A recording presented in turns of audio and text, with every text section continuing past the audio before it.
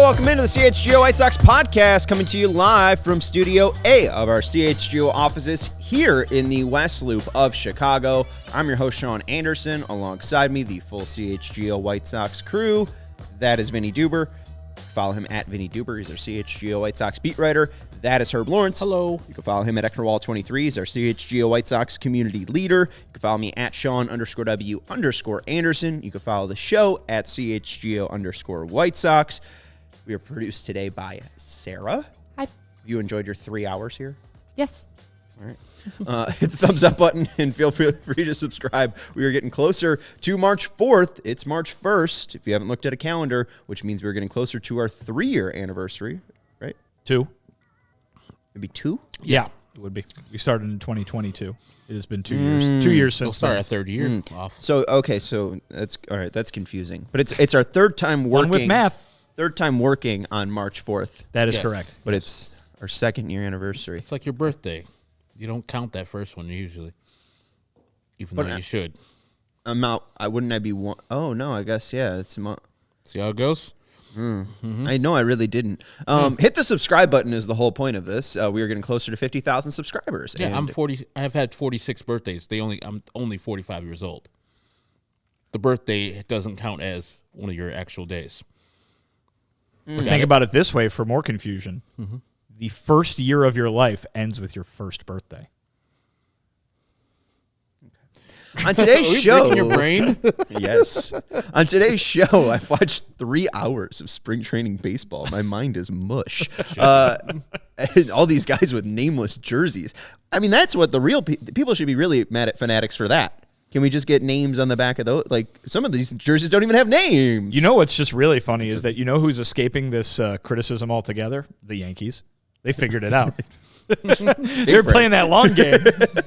Their road jerseys have it, though, right? No, that's the Red Sox. Yeah, Red Sox, home, none. Road, yes. But Yankees are nothing on either. Hey, and we saw Justin Steele's beard today, and I said the Yankees have it right. Not everyone should have a beard. Justin Steele should shave that. I get he's from the Bayou, you creature, opening day, or what did he say? I don't think the Bayou's in Alabama. Oh, okay, my bad. I'll go a little bit. Bayou's I'll go further a little west. Yeah, a little west and south. How is he saying opening day, though? You were having fun with that. Like someone from Alabama would. How would that happen? Open day. Thank you, Herb. Similar to that. Playing along. Anyways, I'm not going to have the state of Alabama coming after me. But isn't he from Louisiana? I mean, he might be, but I know he went to Alabama schools. Schools. He's from, I think. Oh, Loosedale, Mississippi. Can you do a Mississippi accent? Same thing. Okay, all right. You can get rid of all those states down there, except for Louisiana. And then, keep that one. He went from high school into college, I think. That's how many people do. High school into the pros. Okay. I'm really dumb. I don't know how birthdays work. Anyways, let's maybe get into some pre-tape stuff. We got Max Stassi being interviewed by Vinnie Duber. He's had 5 total interviews, right? We've aired 4, but this is the 5th. It is. That's how that works? That's how it works. We had Michael Kopech on Monday, Pedro Grifol on Tuesday. Let's see if I can do this. Ooh, buddy. We had Paul DeYoung on Wednesday, Eric Fetty on Thursday. We'll have Max Stassi today. Then we'll talk about today's spring training game, stuff that we noticed. Michael Kopech pitched 2 innings, I think 40-plus pitches. I'll add up the total and get that to you. But he had 5 strikeouts, 1 walk, and a hit by pitch. So it was a typical Michael Kopech outing. We'll give you the full breakdown on that. And then Herb wants to chat about Eloy Jimenez's stance because we probably have seen this before. This isn't the first game being broadcasted, but it's at least the first time for us noticing it, I guess. It was. So we'll talk about how Eloy's stance changes might help him. And then finally, Gavin Sheets or Mike Moustakas. Man, it feels like a monster truck battle. We'll talk some position battles later on. You're not going to do the whole segment in the monster truck ad read voice, are you? I could. I gotta. We don't have it anymore, right? Because Friday there's a monster truck thing tonight. But they're also on Saturday, and Sunday. That is a good point, guys. Show starts, I think, at like 7. So the monster truck show. I think there's still time to go have some family fun on a Friday. Monster Mutt the Dalmatian or whatever it is. It's not that. Okay. All right. Well, anyways, let's get into your chat with Max Stassi. Let's go talk to the White Sox new catcher. Here's Vin and Max. Video files not found. No, what do we Max do? Stassi! Oh no, Sarah, we'll have to you talk have about to save something us. else. Okay. Max Stassi pretty much erased it. He's like, it was a good conversation with Vinny, but I want people to be talking about my future. Where Herb's trying to tell me that I'm going to take a leap this year. Yeah, I mean, how there he is. He's oh yeah, what that hair. I'm now remembering why I picked this for Friday. Why? Because we have The lower hair? viewers. Huh? The hair? Well, people go out on a Friday night. Maybe they're looking to listen to the podcast tomorrow rather than watch it live, and that might be good for some folks to not see what my hair looks like in this interview. But the people who are watching, you're going to get a real treat. Okay, there we go. Thank you, Sarah, for being ready to tap dance. Anyways, we appreciate everyone for hanging out with us. Make sure you hit that thumbs up button. We really appreciate Chicago Cubs shortstop saying, White Sox suck. God bless you. Mwah. Have fun winning a spring training game. Here's Max Stassi and Vinnie Duber. All right, Max, new team this year for you, new camp. What's it been like getting to know the White Sox here? It's been awesome. I'm very happy to be over here. I think it's going to be an exciting year for us, and we got a good mix of veteran guys, some younger guys, and excited to get going. You've obviously been here for a while as a catcher, getting to know the pitching staff. What has it been like? What's the process of getting to know a new pitching staff? Yeah, it's just doing the homework, knowing what they like, what they don't like, how to set up behind the dish for them, and just get to know them on a personal level. It takes some time, but, each and every day getting to know the guys a little better. What's the general feeling of this camp so far? Obviously, we've heard so much from Pedro about kind of the message that he's putting forth, the style of play that he wants to see from you guys. What have you kind of heard from the manager? Yeah, he just wants us to be aggressive, be aggressive on the bases, be aggressive in every facet of the game. So it's, like I said, it's exciting and ready to get going. When you hear 0.0% chance to make the playoffs, what does that hit you as? Yeah, it doesn't really matter to us in the room. That's we control our own destiny, and that's the outside speaking. So, we obviously we don't believe that, but we take it just one day at a time. It certainly seems like Chris Getz in the front office put an emphasis this offseason on bringing in guys who have experience in organizations that have had success. Obviously, Houston is one of those where you were a part of. What can you kind of take from your time with the Astros to kind of apply to what the White Sox are trying to build here? Yeah, I've been around a lot of good players, in Houston and Anaheim, and saw how they went about their business, and I caught some really good pitchers too. So I'm excited to share my knowledge from stuff that I learned from them, and just my experiences over the years. It's my 15th spring training, goes by fast, and I'm excited to work with these guys. One of those guys that you worked with in Houston is Martín Maldonado, who's catching with you again here. What's it like to be reunited with him? It's awesome. Maldi he's incredible. Behind the scenes, the work that he puts in. Seeing him behind the dish, it's pretty special. So it's awesome to be back with him and excited to work with him this season. We've heard from opposing players, I think, during playoff runs in the past that he was a part of that, really the reason that those pitching staffs in Houston were able to have so much success had a lot to do with him. What is it that he brings to a game every day or that brings to a pitching staff in general that helps them have so much success? I would say, like I said earlier, it's his number one is his experience, his preparation, his focus during the game, and he works really well with each guy. He does his homework, and I think that's a few things that makes him who he is. You had a chance to catch Michael Kopech, I think, earlier today in live batting practice. What do you see from this guy? Yeah, I see. Obviously an explosive fastball, and he's working on his secondaries too, and he looks good. He's healthy, he's ready to go, and expecting big things out of him this season. How about Dylan Cease? Obviously, he's been the talk of the offseason for one reason or another. But, this is a guy who just 2 years ago finished really high in the Cy Young, race in the vote. What have you seen from him maybe as an opposing hitter, and then what are you seeing from him this camp? Yeah, I mean, it's as advertised. I caught his bullpen yesterday, and I don't think he missed a spot. He was working all of his pitches in the zone, and he's ready for a big season, and I expect nothing but less from him. What has it been like, obviously you're catching these guys, but when these pitchers are working with Brian Bannister, who's new to this organization, what have you noticed from him? It seems like from our vantage point, he's really coaching the guys up and really going in depth. What have you seen from him? Yeah, that's exactly it. Bannister coming over, he's got a track record. He started out in Boston. They won the World Series there. He went to San Francisco. Kind of changed some things up in the pitching department, had some success there, and I expect the same here. With his knowledge and his ability to work with each and every guy, it's pretty fun to watch. Obviously, you're on to the White Sox now, but I think I'd be remiss to ask you, what's it like to catch Shohei Ohtani? Yeah, it's not bad. He's got just about every pitch in the book, but the thing with Shohei is his preparation and focus, and I mean with him doing both, it's such a high level. It's incredible to watch him hit and pitch, and even run the bases too. When you look at yourself this year, what are you kind of expecting for what you're able to contribute to this team, maybe from an offensive standpoint, maybe from a defensive standpoint, which obviously was a big emphasis of the front office this winter? Yeah, I honestly, I try not to have any expectations. I try to take each and every day, the same, or approach it each and every day the same, and just go out there and have fun. I think the big thing for me is just being on the field and being there for my teammates. What's this clubhouse like? What are those teammates like? I think we've been in there a few times now, and it seems like a lot of talking going on, a lot of energy in there. What do you make of this group of guys? Oh, they're incredible. I think that the front office put emphasis on bringing in guys that are good in the clubhouse, and it's a lot of fun. We're all gelling pretty well together, and it's just like I said, it's fun to be a part of. We're hearing from a lot of your teammates that you guys are going out to try to surprise some people this year. Is there a little bit of that chip on the shoulder, a little bit of that, hey, let's show you what we can do? Absolutely, why not? Go out there and see what we can do. We show up each and every day to win, and hopefully we'll do just that. All right, Max Stassi, thanks for the time. That is Max Stassi, the guy that Herb thinks is going to take a leap here. Before we hit the break here, anything stick out from the Max Stassi interview? Just a very enjoyable experience for all the folks listening to the audio-only version on podcast. I can't compliment the audio experience enough.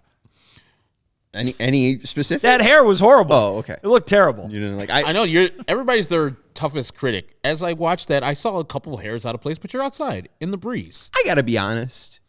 Sarah and I asked Sarah, like, hey, are you busy? She's like, no, I'm only doing this show. Like, I was like, can you edit the Max Stassi interview? And then she was like, which one is that? And then I was like, oh, it's this one. And I was like, oh, yeah, that was Vinny's bad hair day. Yeah. I got to be honest. We talked about it. It was I didn't bring all of my hair stuff to Arizona. And so I took my time in acquiring it, and I had to go out to dinner that evening without a hat, and so it didn't work out. It's okay. It looking fresh now. Don't worry. You. Don't worry. Thank you. We can burn that video if you want, but it will be posted later at 6:30 on our CHGO YouTube channel. And hey, Matthew Cortese saying you look like a rock star. I think someone was asking who the rock star on your shirt was. It was Tom Petty. It was. So there you go. You're damn those torpedoes and damn that hair gel. Right? Absolutely. All right. Anyways, let's take a break, and we'll let you know about our friends over at Leinenkugel. I think you were just going to read the can today, Vinny, was your idea, and tell people about, was it Rose Leinenkugel? Yes. Okay. That makes sense, because that's the matriarch company name. And then we'll jump into some Michael Kopech and Eloy Jimenez talk. So I've got the green light for the Liney's read? You got the green light for the Liney's read.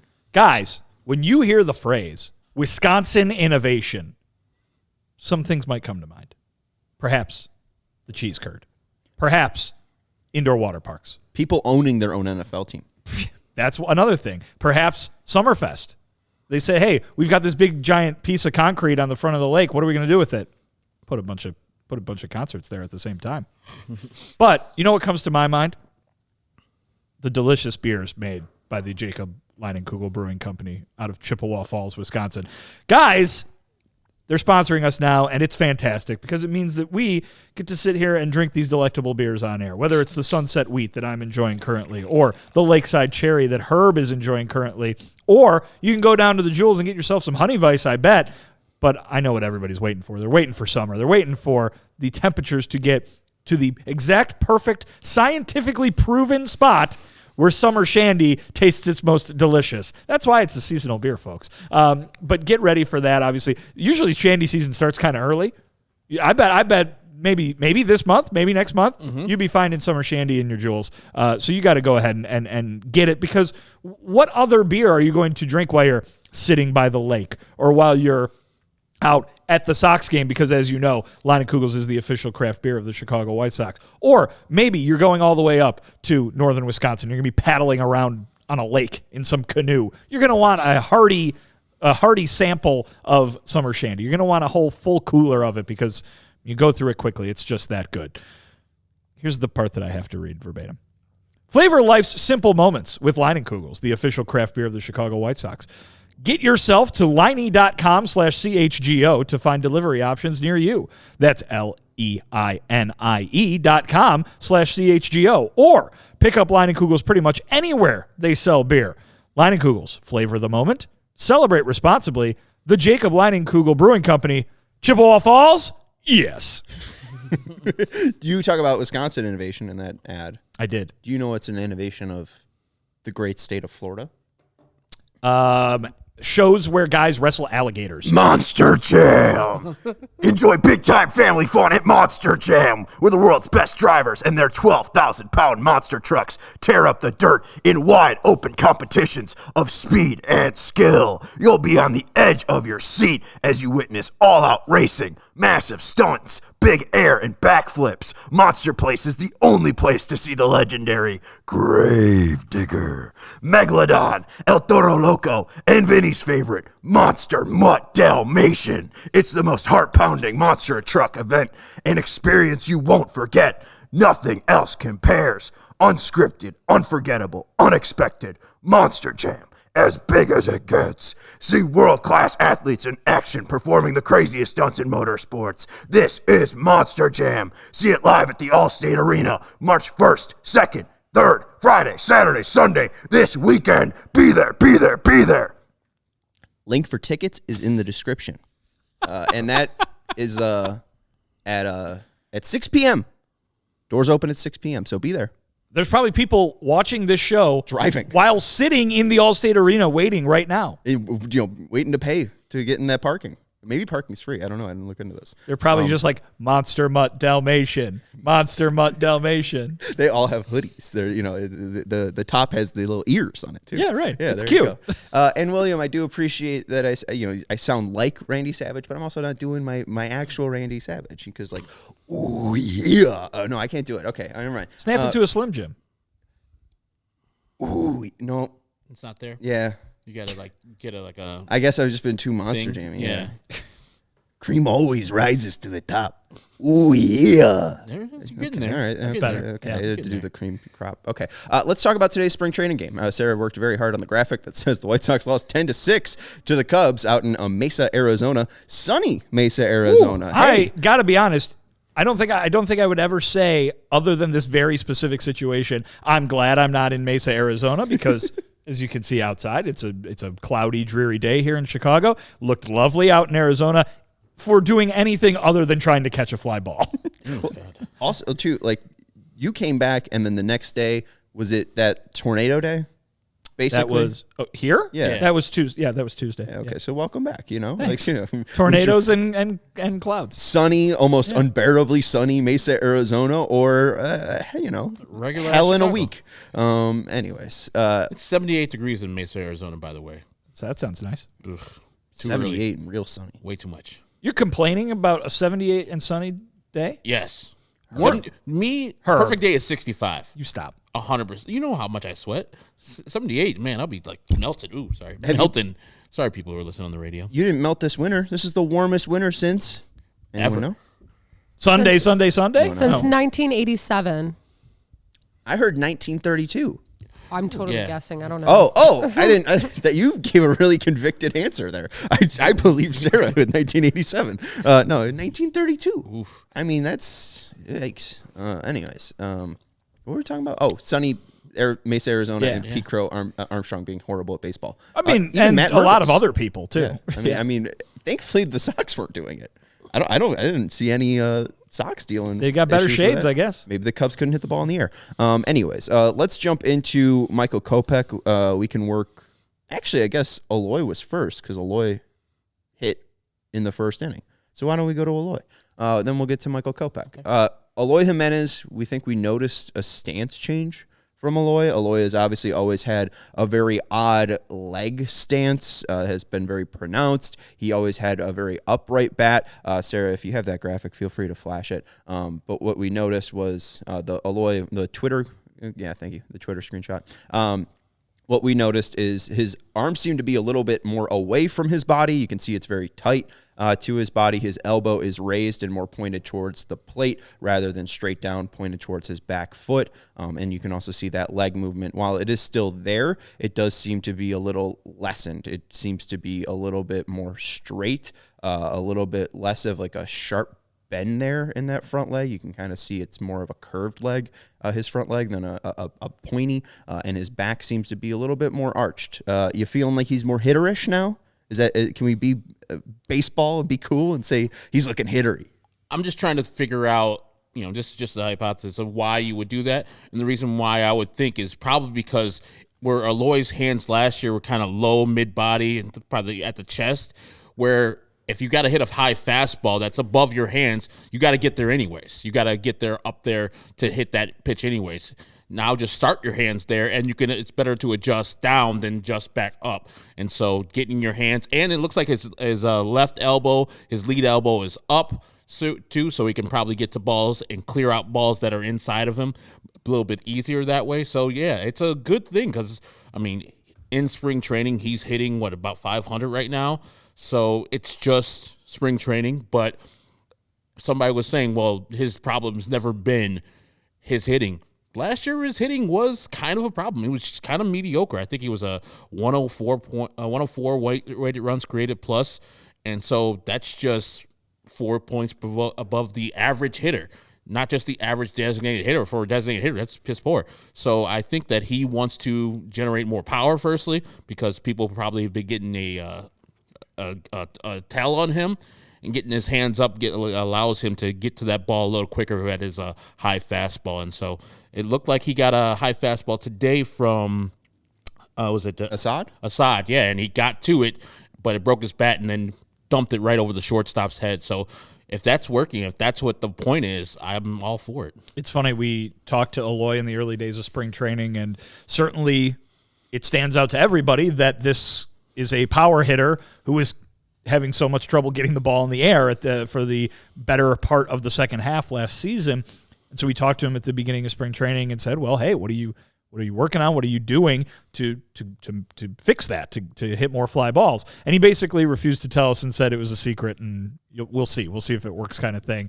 I don't know if this is what he was referring to, but I would have to imagine that everything that was done from the White Sox standpoint this year in terms of tweaking anything that he was doing with the bat was to achieve that goal of him getting the ball in the air a lot more. Guys, we sat here and watched how many games where, it wasn't necessarily that he wasn't hitting the ball hard. Mm-hmm. He was just hitting it right into the ground all the time, right at defenders on the infield. If you go play the old MVP 2005 game, you're hitting it right at the big wood panel, right? When you're playing the mini game there, it wasn't working out for him, and so there was changes that needed to be made this offseason, changes that needed to be made this spring. We're going to see once the games start counting how effective those changes end up being. But if this is one of those changes, we can at least point to why it was made. Even if we don't necessarily know if there are perhaps other things, probably there are, that went into it as well. You brought it up, so I have to depart from the Eloy Jimenez thing just for a second, but you brought up earlier that Royce Lewis hit another grand slam, and Russ Dorsey tweeted out, Royce Lewis definitely uses the auto home run cheat code from MVP baseball when he sees the bases loaded. He can't stop hitting grand slams, so it's at everyone's brain, and they should bring it back. But anyways, the Eloy stuff, it just seemed just more repeatable. It seems more fluid, and hopefully it would just lead to him being more out in front on those fastballs. And he was able to handle a slider too. And you'd rather see him, if he gets a fat slider from Javier Assad, you'd rather see him hit it 340 feet foul down the left field line and pulling these balls rather than, again, just maybe having weak contact or, again, just not making the right contact. It does seem like he's in more of a power stance. I know we've said this before. I think we said it in 2022 when we were doing shows on March 4th and waiting for the lockout to end. I think we were saying it in 2023. I am going to say it now because I think we have conviction that he won't play the field at all. Knock on wood. He will not. He will hit 40 homers. He's got a big. I mean, it's not a contract year. I like it. I like what you're It's where you're going. kind of a contract year. It's not a contract year. It could be a contract year. Could be a contract year. I don't know. He just seemed really relaxed when he was talking to you guys. You know, he was, I think, messing with Merck, right? Like Merck forgot his name, just reminding Merck who he was. Like, I don't know. He just seemed confident.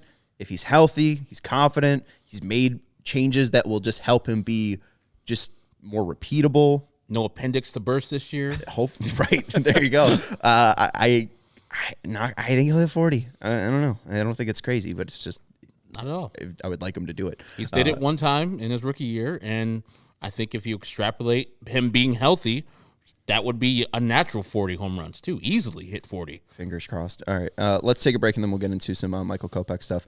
Herb's going to let you know about Game Time. If you do want to go see Eloy Jimenez's changed stance in person, he'll tell you how to get a code to make sure that it's even a nicer deal for you. I'll let you know about Prize Picks.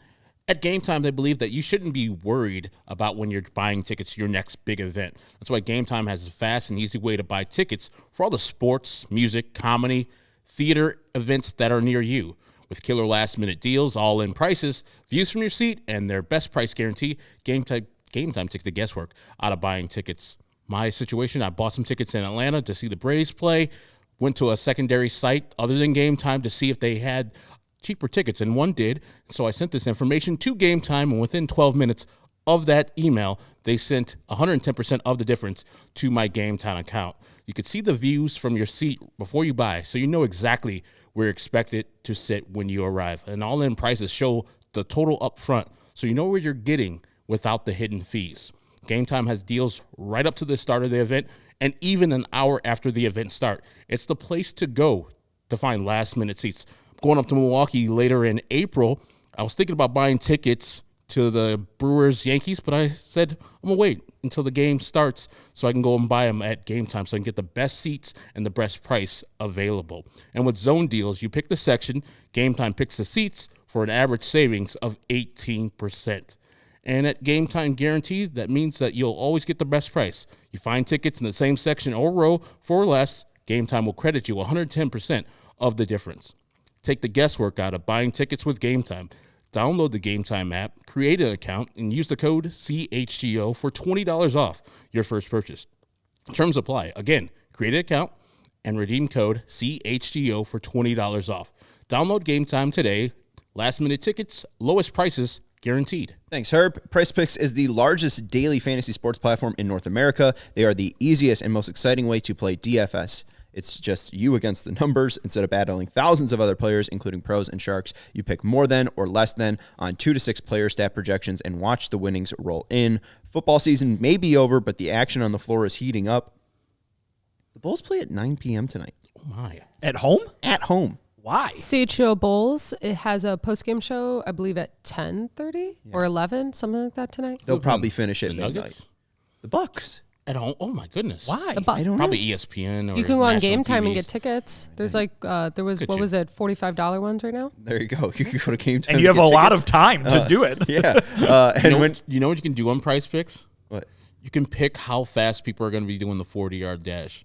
Oh, you go more than a lesson? Yeah. There you go. I got them already. Look at you. Oh, and you already picked him. So, Yeah. so you got Brock Bowers to hit. Brock Bowers going sub 4.5 40. Football season may be over, but you could bet on the combine. But the action on the floor is heating up. Whether it's tournament season, fight for playoff home court, the NFL combine, there's no shortage of high-stakes basketball moments this time of year. Get in on the excitement with Prize Picks, America's #1 fantasy sports app, where you can turn your hoops knowledge into serious cash. Conference tournaments are here too, which means the biggest moments in college basketball are getting closer. Be a part of the action on Prize Picks for both men's and women's college basketball. And if you are showing up to the Bulls game today, you're sitting down in your seats. Prize Picks is really simple to play. You can make your picks and submit your entry in less than 60 seconds. So if you're really feeling it, maybe you look at the starting lineup and you're like, oh, I like that matchup. You can go pick her more than or less than on a certain guy's stat projections. So go to prizepicks.com/CHGO and use code CHGO for a first deposit match up to $100. That's prizepicks.com/CHGO and use code CHGO. Pick more, pick less. It's that easy. All right, Michael Kopech. Herb, what'd you make of the start today? I thought you got the same first inning struggles. I mean, with the magical bat who led off, you see the brilliance that he has, like the curve or slider or cutter that he's throwing. It's crisp. And then through that whole first inning, you could see he got people down to 2 strikes, and then he's searching. And there's a couple non-competitive pitches in that first inning. So eventually he gets out of it because he's Michael Kopech. He has filthy stuff. I think he hits a batter, Nick Madrigal, to start it, walks a batter, and then strikes out the side, before pretty much going 3-2 with the first 3 batters. So you get the Michael Kopech experience in that first inning, no runs scored. And then the second inning, I think he came out, and yes, they're lesser hitters. So I think it was the 5, 6, 7, and 8 hitters. So he looked like he was more attacking these guys instead of he had the feel in that second inning. It might have been just simple as that. And fewer, less competitive pitches and just going after these guys with fastballs. And then there was one batter, I think it was the last batter he faced, where he struck him out twice with a filthy cutter or slider at the bottom of the zone that the ump didn't call, and then he just doubled up on that and just get a fastball right down the pipe and was like, get your ass out of there. I was like, all right, there's the Michael Kopech that needs to be showing up every single inning. It seemed like he was in attack mode that second inning. The first inning, he was more passive, and he didn't find the feel of his slider and or fastball, but that's the experience. I mean, I don't know how you fix the first innings for Michael Kopech because it's been going on for a minute now, but the result was good this year. He found a way to get out of that first inning without any damage done. I mean, listen, this is only a 2-inning outing, your first outing of the spring, but I think White Sox fans, and certainly me from someone who's just interested standpoint, want to see that kind of, in-game struggles happen to a degree with Michael Kopech this spring because you want to see how he responds to it. And so more so than hearing the results and hearing what he did, walked X number of guys, struck out X number of guys, I want to hear from him about what he was thinking in the moment, right? Because so much last year we certainly saw the fact that struggles were getting to him and that he was visibly frustrated on the mound, and it seemed to compound the problems that he was having. And then not only that, we heard that is what was happening from both him, Pedro Grifol, and others. So to be able to see whether he has worked on that to an effective degree this offseason since the end of last year, you gotta give him moments that are going to generate those kinds of reactions that he had last year and see and make sure that that's not going to be a continuous problem.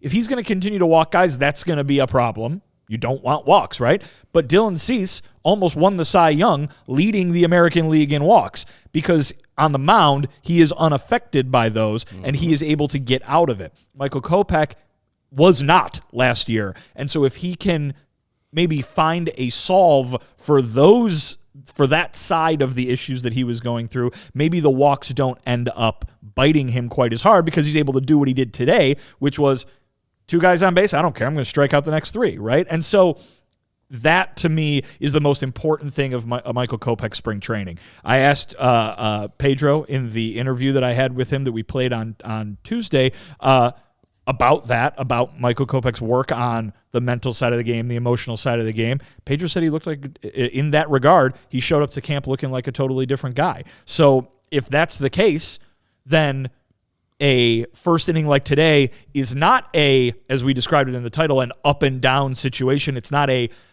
dangerous situation for him and for the White Sox to be in. It is a success because he didn't give up any runs. He put 2 guys on base, but he dialed back in and struck out the next 3 guys. If that is the response to the kind of things that he did way too often last year, and maybe will continue to do to some extent, then that, to me, is a problem that is very much solved versus what we saw over and over again last year. And he spoke to the media after the game, and Chuck posted it, and I think you used the word unravel. What did you use? Or not letting the problem compound, and that was really the first thing that he said. I think he used unravel or something like that. And he didn't let it unravel to that point. The issue, though, is when he says his goal is to, throw 180 innings, it's just you can't have, I think, 4 full counts and then 45 pitches through the first 2 innings. So there were definitely some positives. There were definitely some negatives. It really felt like a true Michael Kopech start. And the first batter, Kevin mentions, yep, if you throw a bad pitch, be willing to move on, which I think he did, but it definitely took him 2 batters to get there. And the first one to Madrigal, the first pitch is a fastball up and in, and that's an arm side miss. And Brian Bannister, I think, mentioned to you guys about, when Kopech is locked in, he won't be missing up and in and missing to that arm side. And then you could kind of see him immediately get into his head, and then he misses that one up and in, and then he misses the second one just up and right down the middle. And then the third one is up and on the outside part of the plate. So it just feels like he's trying to overcorrect in those first 3 pitches on the result that he just got and not trying to just get rid of that pitch and lock back in. And then he tried to get, lock back in. He hits a fastball low at the knees, and then he debuts his cutter, and it's a nice pitch that breaks back over the inside part of the plate, gets called for a strike, and he's like, oh, I liked how that looked. Let's try it again. And then he hits Madrigal in the mouth. So that one was tough. And then the Suzuki one was tough too. He gets into another full count. He had another fastball up and in that missed arm side, and it was after he gets into a 1-2 count, and then he tried to pick off Madrigal, and then he stepped off. So he had 2 parts where he really didn't get the chance to deliver that pitch, and then he missed, again, what he's been struggling with up and in on that fastball. And then he had a really good at-bat against Michael Busch, ended it on a curveball or a sweeper. It was pretty nasty. Was that the one that was high? Looked a little no, it was low. Okay. It was a pitch that was low. I think it was a curveball or a slider. I don't really know. Just we didn't have StatCast, so I really can't get the true vibe of it. It had more of a vertical drop. But Busch almost gets a check swing, and that would have been a strikeout. And then he's like, not really bothered by it, throws that backdoor cutter again, gets a called strike, and that's the first strikeout there. And then the 4th batter to Yan Gomes, he absolutely locked in. Threw a slider, got a called strike. Then threw another slider low and away, and it was a really nice slider that had a nice break, exactly where you want it. Gomes fouls it off, and then Kopech was like, well, I just got a nice result on that. Let's throw the same exact pitch. It was nasty, looked like a 2021 Kopech slider, had really nice movement, and got a nice whiff from Yan Gomes, and it was a nice 3-pitch at-bat. And then the other ones were really difficult. But the one that really then stuck out too was Matt Shaw. The first at-bat in the second inning, it was a fastball up and in, got a whiff on it. It probably would have been a ball if he didn't swing in it, but it was just like truly not like a miss. Like it was an up and in competitive pitch, and Shaw swung and missed at it. Then it was a fastball low middle that was called for a strike. And then instead of trying to go for the wipeout pitch, instead of trying to go for the strikeout, he throws a slider that was in the zone, low and away. Shaw, weak contact to DeYoung, an easy put out at first. So there were really some great moments, some ugly moments, a lot of tape to go over with Brian Bannister. But if he's able to lock in and not let it go away, when he was competitive in the zone with his fastball, it was a lot of whiffs and a lot of late swings.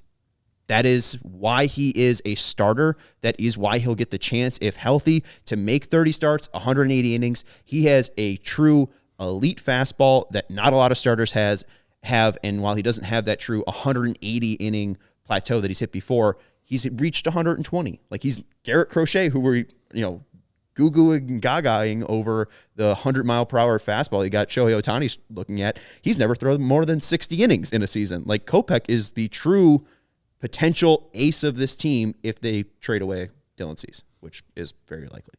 Yeah, and I love that at bat with Shaw. I know he's like a rookie, a big-time prospect for the Cubs, but he didn't, as you said, he didn't try to strike him out, which are just, so many times you get to 2 strikes, and Michael Kopech specifically, he's trying not to get hit, or he's trying to do a put-away pitch. That pitch was just in the plate, hit it if you can, and he did. He burned it to DeJong, and so that's what we should be looking for from this year from Michael Kopech, turning those pitches where it would have been a walk or a prolonged at bat where you're throwing more pitches on 1-2 than you need to. I think he did that in a couple of these at bats where he got a guy down 0-2 and then he's trying to search for the put away pitch. That one, he's like, all right, kid, hit the ball where you need to hit the ball, and all you're going to do is hit the ball to one of my infielders. Now, if you can strike a dude out, you can strike him out. But if you don't have it, sometimes just induce that ground ball and let your people behind you work out instead of and there was nothing really in the air today either by the Cubs. So that was really good to see because you've seen Michael Kopech give up a ton of home runs last year too. Yeah, the only thing that was in the air was Suzuki Cutter was the only one that got hit.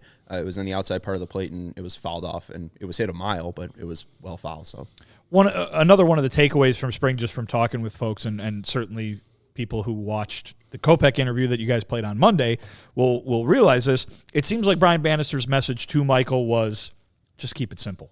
Because Kopech was describing the situation of sometimes the competitive juices get flowing so much, and this is part of the mental side of the game, part of the emotional side of the game. It's not always just, oh, he's mad on the mound kind of thing. It is the chess match maybe overwhelms a little bit, and you're trying to compete so much, you're trying to do stuff that you can't do or you can't do well.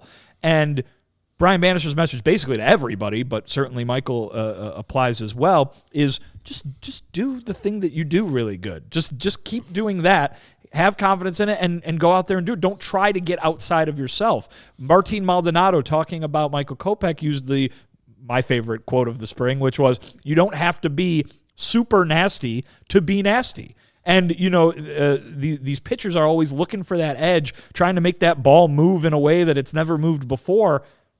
Just go out there and pitch. And if that can be mastered, he's going to be the guy that you're describing, Sean. And I think that, you were going through those at-bats, going through certainly that first one there where the pitches were off. He was probably trying so hard to make it go a certain way, and it wasn't working.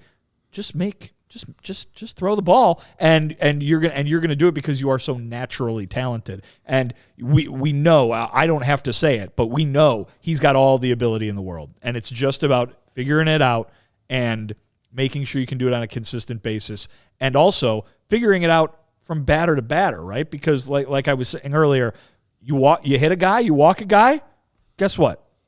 Get it out of your mind and go get that guy out. Then go get the next guy out. Then go get the next guy out. That's what Dylan Cease is really good at. And if Michael Kopech figures that out, he'll be that guy. Well, and it feels like aiming, too. Like that first batter with Madrigal, those first 3 pitches, it feels like, okay, I can't be missing arm side up and in, right? I got to throw this strike at the top of the zone. I'm going to throw it right down the middle. I'm going to aim it, and then you miss it. And then you're like, oh, I'm going to be precise on the second one, and then you miss it. And then I'm going to be precise on the third one. And then that first pitch to Matt Shaw, he gets the inning to think on it in the dugout. He gets to clear his head, and he does throw one of just those natural fastballs where his release point was perfect, on point, and it was high up in the zone, exactly where you needed to be, but it was just low enough where it was, Shaw wasn't able to lay off of it, but it was high enough where, it's likely a ball if you don't get called, but it's just nasty. Yeah, and it's just naturally nasty, right? Hit the ball way up in the air, right? If he does get a piece of it, or break his bat because it's just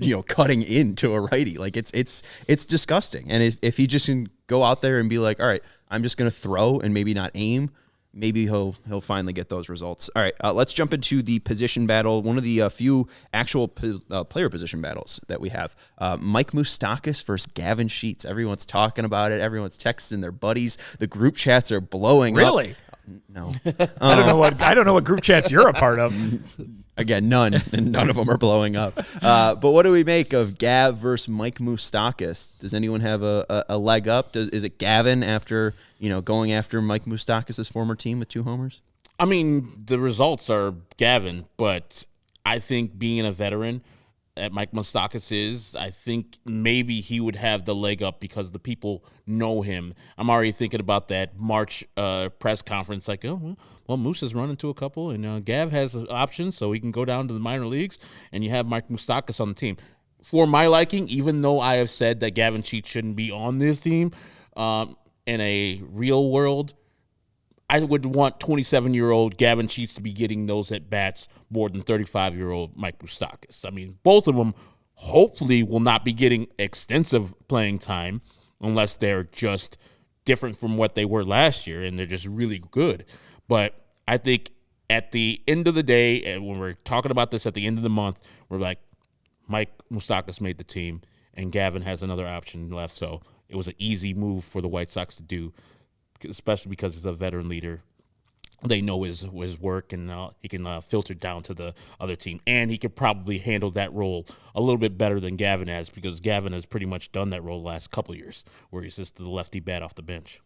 Yeah, I mean, I think there's a good chance it'll play out that way. I do think there is something to the idea of, hey, if Mike Moustakas looks bad in spring training, and I don't mean looks bad from us watching it on TV standpoint, I mean looks bad to Pedro and to the coaches and to the front office, then what are you doing having him there over a guy like Gavin Sheets, who apparently did a lot of work this offseason, apparently is feeling a lot better from a baseball playing standpoint, and also doesn't have to go out and play right field this year, which he has had to do the last 2 seasons.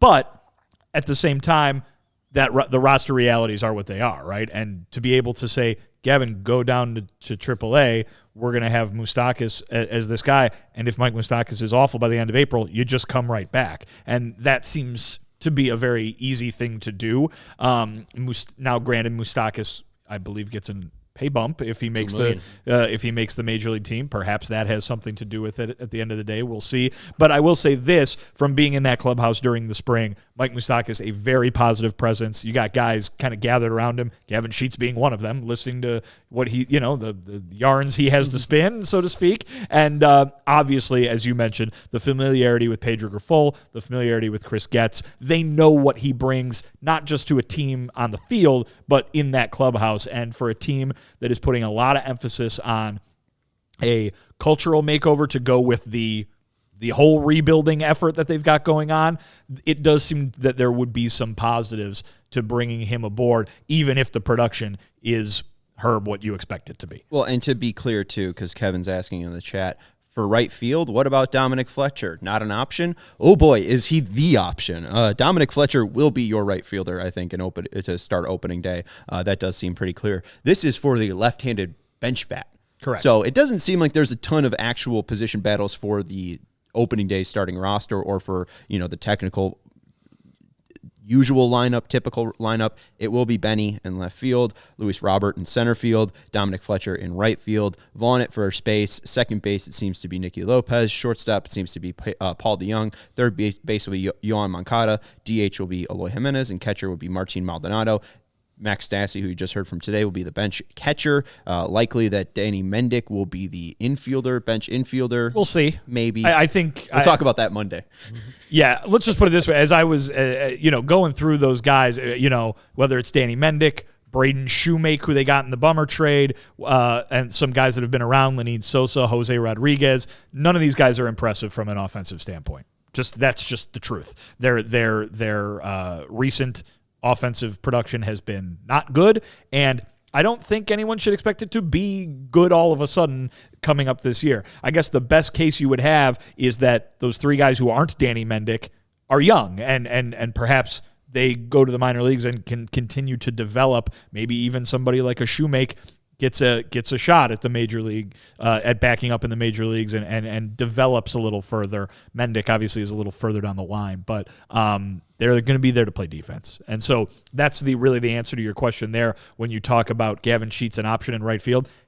I can't imagine that Gavin Sheets will play much, if any, right field this year, because the whole point of going to get Dominic Fletcher, the whole point of having these guys like Kevin Pillar and Brett Phillips in camp is that they're trying to improve that defense. And so that's why I think that Moustakas and Sheets are competing for a job of coming off the bench and hitting, because they're not going to eat into Andrew Vaughn's playing time very much at first base either. Right, and then as you said too, Kevin Pillar being the 4th outfielder on the bench. So this is just strictly for, can you hit righties? Like this is all this job is for Gavin Sheets or Mike Moustakas. I think too, like you mentioned, the youth and all those guys going down, like Lenin Sosa, Braden Shoemake, Popeye Rodriguez.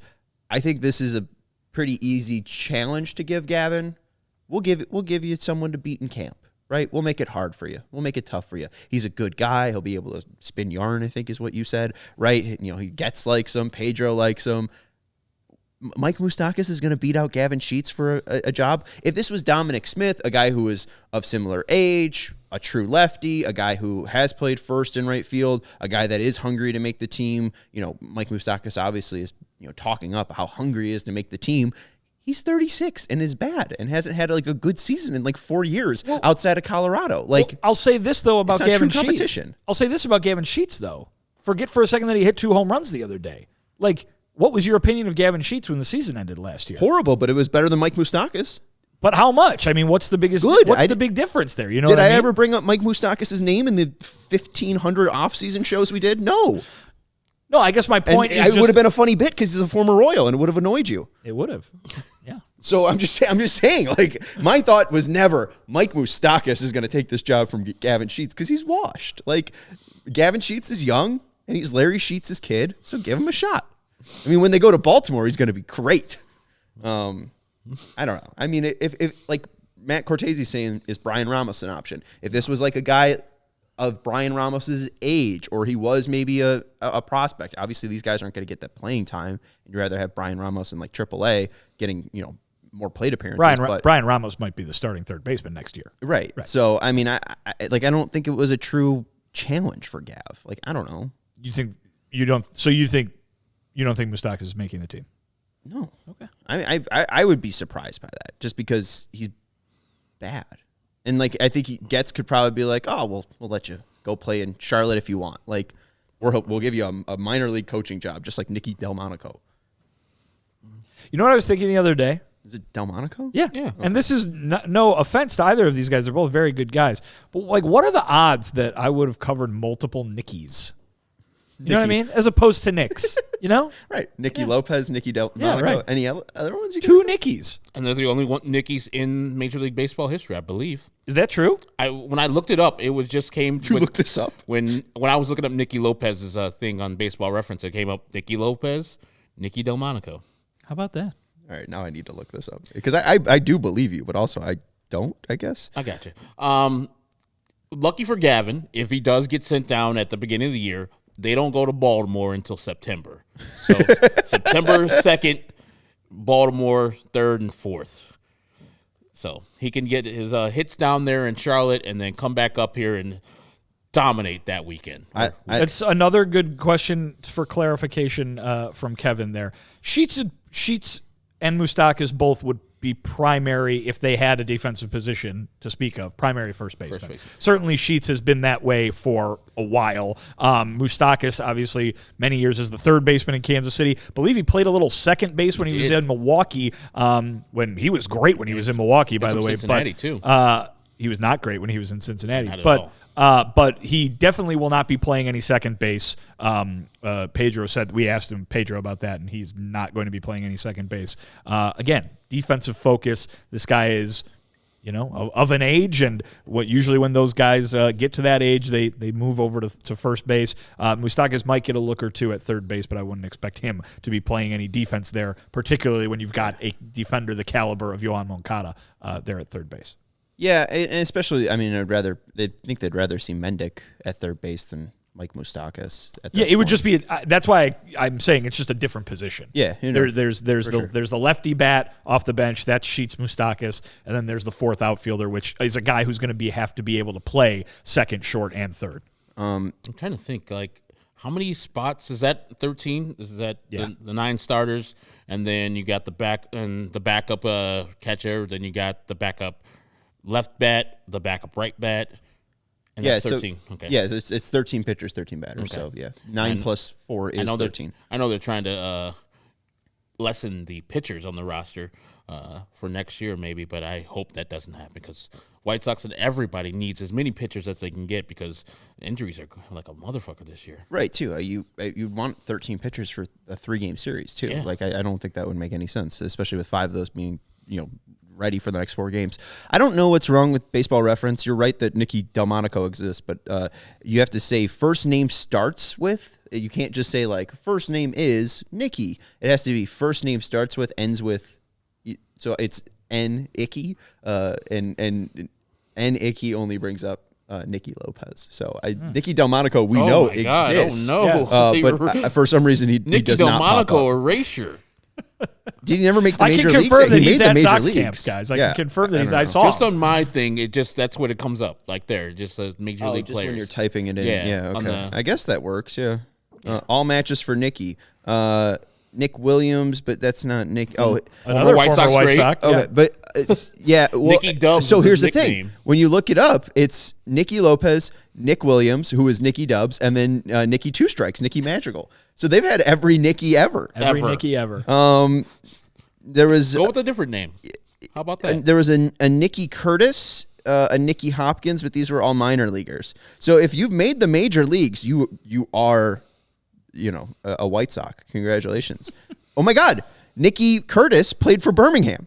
This is incredible. Oh my God. Oh, what is this? Okay, I don't know where any of these teams are. Okay, we'll end the show. That's it. We'll talk more about Danny Mendick. Various Nickies. Yeah. Oh, we got to sign more And if your Nickies. name is close to Soroka or Soroka, there's a guy coming up Yeah, they're next year in the draft named Sirota. I was like, the White Sox are drafting him. His name, I think, is Mike Sirota. I get the bit. I'm always down for the bit. I want that kid from Oregon State, Trent Bazero or whatever he is. Oh, God. Second baseman lefty who's just like hitting the Is he hell tall? out of the balls. No, he's like 6'2" maybe. Or he did the Oregon State thing. Right, no, but he's is he tall? Yes, he's taller than that guy. Okay. He's taller than 5'6" Nick Madrigal. He's like 6'2". But- and he's got a little with pop. power. Oh, a lot of pop. He's got like 8 homers already. Not There's like also- projected. Oh, he's short. He's a second baseman, so he's No. gonna be Like, Jose Altuve or Nicky or Dustin Pedroia type of a thing. worked at Driveline hitting the hell out of the ball. Okay. Yeah, no. Thank Different you. guy. There's also this kid from Georgia Tech who's a freshman, and in his first 8 games, he has 9 homers. Nomar Garcia Parra. No. Oh, it's not him. He's Mark done Teixeira? something that Mark Teixeira and Nomar and all these guys have never done. 9 homers in his first 8 games. Anyways, that's going to do it. Any other thoughts? You guys want to go enjoy your weekend? Yes, I do. Okay. That's Vinnie Duber. You can follow him at Vinnie Duber. He's our CHGO White Sox beat writer. White Sox Weekly comes out on Monday, so make sure that you become a diehard if you haven't yet. Man in the middle is Herb Lawrence. You can follow him at Ecknerwall23. He's our CHGO White Sox community leader. I'm Sean Anderson. You can follow me at Sean_W_Anderson. You can follow the show at CHGO_White Sox. Hit the like button. Thank you to Sarah for producing the show. We will talk to you on Monday. Goodbye. We all silly like the mayor.